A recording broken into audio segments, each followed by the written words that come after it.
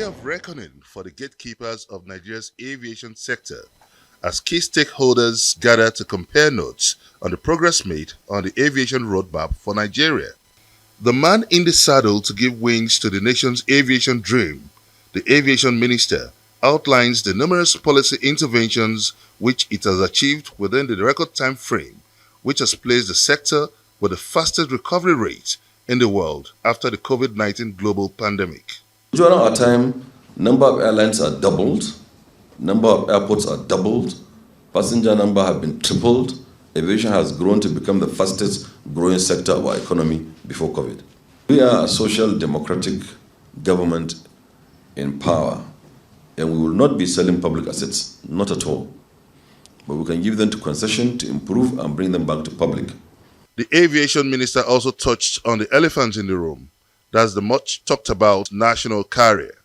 Because it is an African airline, we will begin to benefit from the thinking of the founders of Africa, where we will integrate Africa and keep African business as African, our commerce as our commerce, intertrade, interact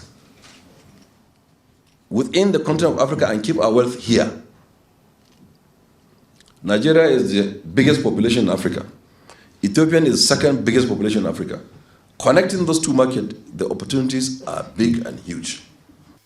Other heads of parastatal in the aviation sector also highlight their contributions to their current narratives being presented, one of which is to change nomenclature of the Accident Investigation Bureau to the Nigerian Safety Investigation Bureau, which places emphasis on airline safety rather than managing airline liabilities. NSIB Act 2022 replaces the Establishment Act of the Accident Investigation Bureau under the Civil Aviation Act 2006, whose scope of operation involved investigating only air accidents.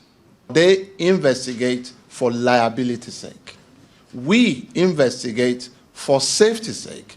How can we prevent the reoccurrence? Professor Mansour Bako of the Nigerian Meteorological Agency also mentioned the agency's expansion of targets, which also includes revenue generation drive and technological innovations in climate and weather decisions.